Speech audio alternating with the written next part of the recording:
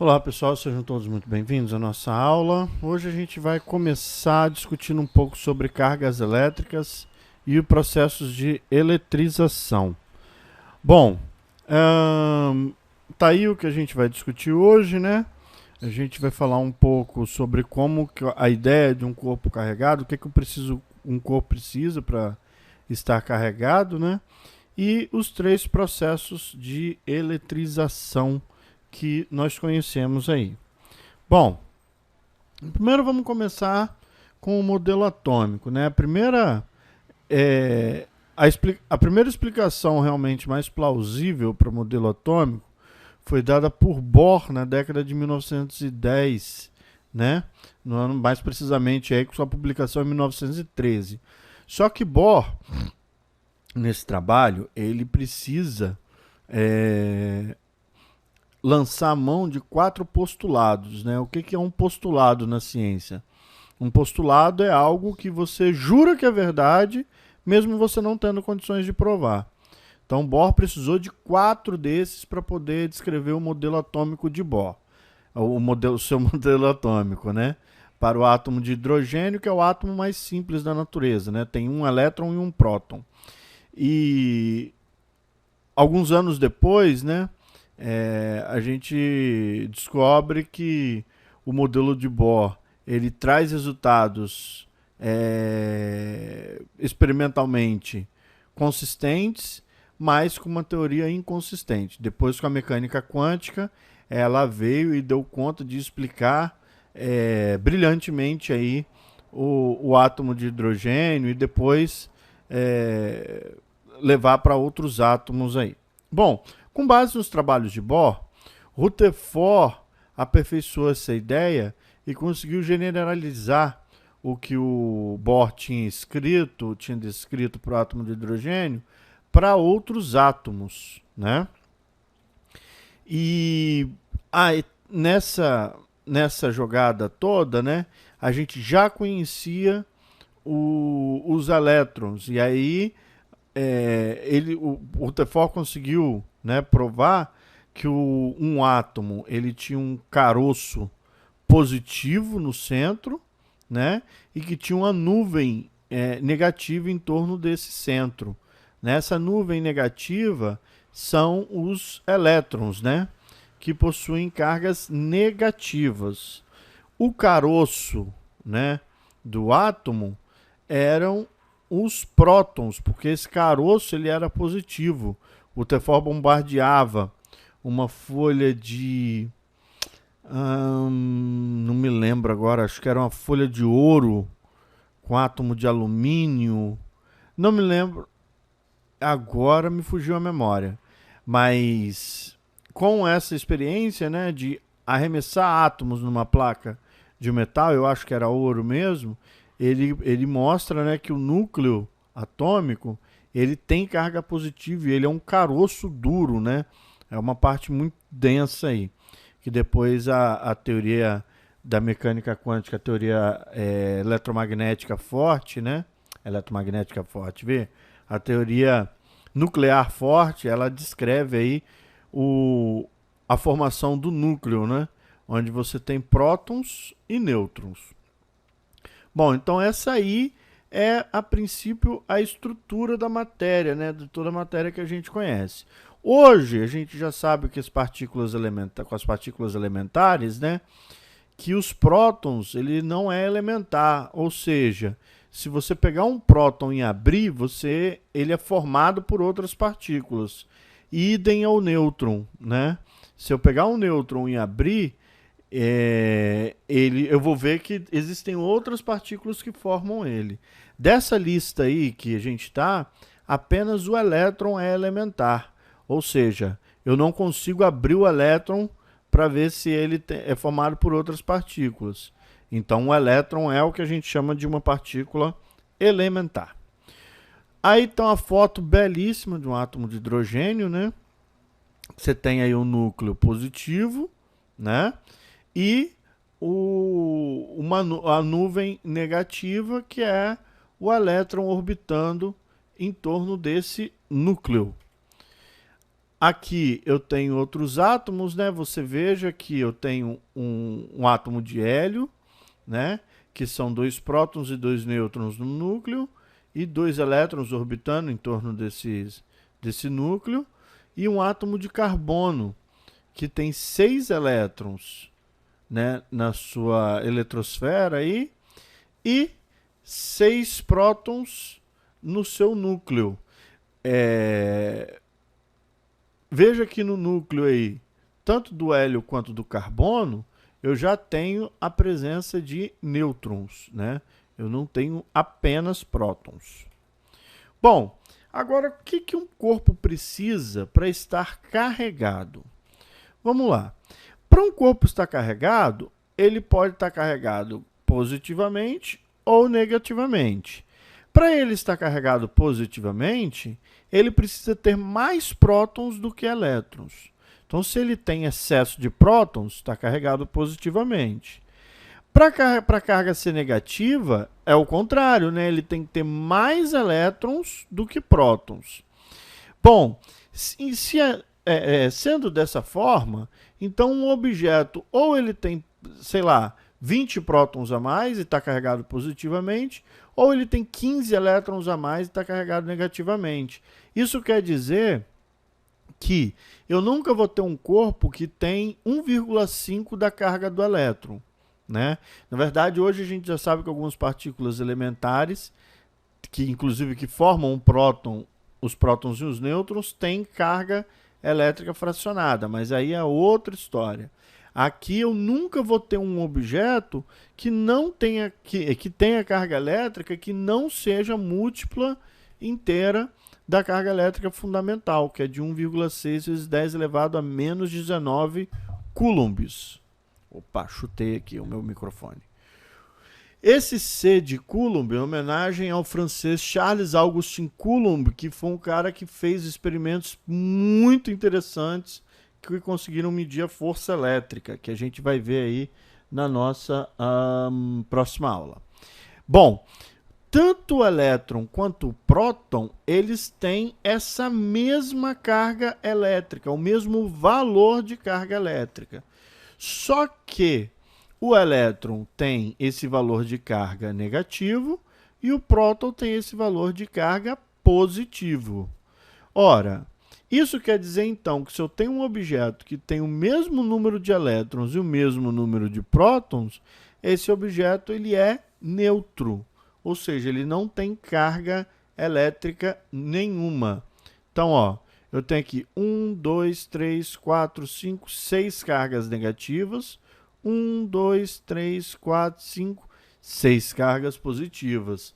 Isso aqui, então, ele não tem carga elétrica líquida, ele está neutro. Aqui, ó, 1, 2, 3, 4, 5, 6. 6 elétrons, 1, 2, 3, 4, 5, 6, 7, 8. 8 prótons. Então, eu tenho 2 prótons a mais do que elétrons. Isso significa que a carga desse corpo, então, ela vai ser 2 vezes aquela carga elétrica elementar aí que a gente viu, né? Porque como ele tem só 2 prótons a mais. E a carga negativa, vamos contar, positiva primeiro. 1, 2, 3, 4, 5, 6 prótons. 1, 2, 3, 4, 5, 6, 7, 8, 9 elétrons. Né? Então, eu tenho 3 elétrons a mais aqui neste objeto. E aí, consequentemente, a carga elétrica desse objeto aqui fica uma carga elétrica negativa. Muito bom. Agora, como é que eu faço? Eu já sei que para um corpo estar carregado, ou ele tem prótons a mais, ou ele tem elétrons a mais. Mas como eu faço para produzir essa diferença de prótons e elétrons em um corpo? Né? Então, a gente vai começar a falar aí agora de alguns processos de eletrização. Bom, então a gente já sabe que para um objeto estar carregado, independente se é positivo ou negativo, ou ele tem que estar com mais prótons, ou ele tem que estar com mais elétrons. Bom, Mais para frente a gente vai ver, mais para frente leia-se daqui a pouco, como dois corpos carregados interagem através de uma força elétrica. E aí essa força elétrica entre dois corpos, ela pode ser de repulsão ou de atração. Para que seja uma força de repulsão, os corpos têm que ter o mesmo sinal. Se dois corpos têm o mesmo sinal, significa que a força entre eles certamente será uma força de repulsão. Agora, se os sinais são diferentes, nós teremos aí entre dois corpos uma força de atração. Tá aí, ó. Os corpos com cargas negativas, ó, o primeiro aqui e o terceiro aqui, os corpos com a carga de mesmo sinal, eles são todos, sofrem força de repulsão. Enquanto aqui, dois corpos com cargas diferentes, eles vão sofrer uma força de atração. Bom, então a primeira eletrização que a gente vai ver é a eletrização por atrito. Como o próprio nome já diz, ela ocorre quando a gente atrita dois corpos entre si. Os elétrons são arrancados de um corpo para o outro, e aí um corpo fica carregado positivamente e o outro negativamente, né? Da onde os elétrons saem, vai ficar com elétron a menos. Então esse objeto vai ficar positivo. Aonde os elétrons chegam, eles vão ficar com elétrons a mais. E aí esse corpo fica carregado negativamente. A eletrização por indução, ela é mais simples.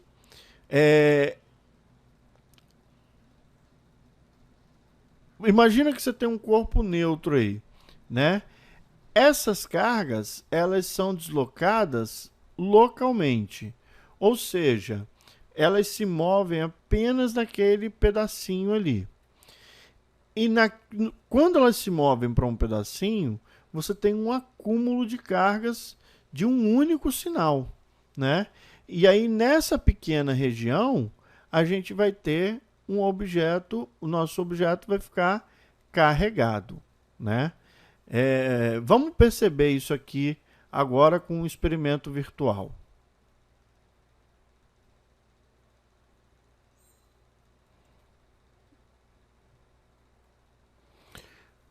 Então, pessoal, essa simulação é desse site aqui, né, o PET Colorado, tem várias simulações legais lá, e aí aqui a gente vai ter uma delas. Bom, eu tenho aqui um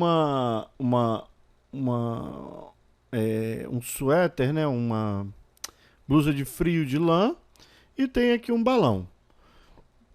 Aqui a gente vai ver primeiro a eletrização por atrito. Ó. Quando eu passo o balão nessa blusa de frio, olha lá, os elétrons, eles saem do balão, né? Saem da blusa de frio e vão para o balão. Nesse processo, o balão fica carregado negativamente, né? Veja que, inclusive, agora, ó, o balão é atraído para a blusa de frio. Por quê? As cargas são diferentes, então eu tenho uma força de atração. Vou pegar tudo aqui, ó, o balão, ele é atraído pela blusa de frio. Agora, o que eu vou fazer? Aqui do outro lado, eu tenho uma parede que ela está neutra, ó, onde tem um próton, tem um elétron. Então, a carga elétrica dessa parede é neutra. Se eu aproximo o balão, o que acontece? As cargas negativas vão sofrer força de repulsão, tá vendo? E aí eu crio aqui uma região onde a minha carga ela é positiva. Veja que o balão, inclusive, ficou atraído por essa pequena parte, né? Então, se eu olho o corpo no geral, eu vejo que esse corpo ele é neutro, porque tem o mesmo número de elétrons e de prótons. Agora, se eu analiso localmente aqui a minha parede, eu percebo que a carga elétrica aqui nessa região, ela é positiva. Esse cara está com carga positiva. Por isso que você está induzindo uma carga elétrica, uma carga elétrica, né? Você não, na prática, ele é neutro, mas você está nessa regiãozinha aqui, você conseguiu induzir uma carga positiva. Então, esse aí é o nosso processo de indução elétrica. Bom, por último, mas não menos importante, nós temos a eletrização por contato. O que que isso quer dizer? Bom, eu coloco dois corpos em contatos, né? Pelo menos um desses corpos tem que estar carregado, né? Se os dois estiverem neutros, eles vão se tocar, vão se separar e vão continuar neutros. Agora, pelo menos um deles tem que ter carga elétrica. Porque aí, quando eles entram em contato, essa carga ela se torna a carga total do sistema. Se os dois estão carregados, então você tem a soma da carga total do sistema. Quando eles se separam, cada corpo fica com metade da carga total do sistema, né? Se eu tenho 3 corpos e eles entram em contato, aí obviamente essa carga final ela vai ser 1/3 da carga para cada um deles, né? Bom, tá aí o meu exemplo. Eu tenho aqui uma carga negativa e um objeto que está... peraí. Que eu perdi a sequência aqui, ó. Aqui. É porque essa figura A aqui, ela devia ser positiva, né? Eu peguei a figura errada aqui, ó. Essa figura A aqui tinha que ser positiva. Me desculpa aí, pessoal. Então, ó, aqui uma carga positiva, aqui A é negativa. Eu dupliquei a figura. Burro que eu sou, né? Ai, gente, me desculpa. Então, isso aqui, penso aqui positivo e esse aqui é negativo mesmo. Então, esse B aqui, a gente coloca neutro em contato com A. Em cima, esse A é positivo, embaixo esse A é negativo. Quando a gente se separa, cada um dos corpos fica com metade da carga total, né? E, mais do que isso, eles têm que ficar com a mesma carga total aí. Tá bom, pessoal? Então, essa aí é a minha eletrização por contato. Ó, aqui, ó, estou botando um corpo neutro. Então, a carga total do sistema é apenas a carga do corpo A. Depois do contato, cada um deles ficou com metade dessa carga aqui do objeto A. Aqui eu estou pegando dois objetos carregados. Então, ó, a carga total do sistema é a soma dessas duas cargas. Então, cada um deles vai pegar metade desta soma aí. Após o contato, todos os objetos têm cargas elétricas iguais. Ok, pessoal? Então, essas aí são as eletrizações e a carga elétrica de um corpo. Nas próximas aulas a gente vai investigar aí um pouco da lei de Coulomb, ok? Até a próxima.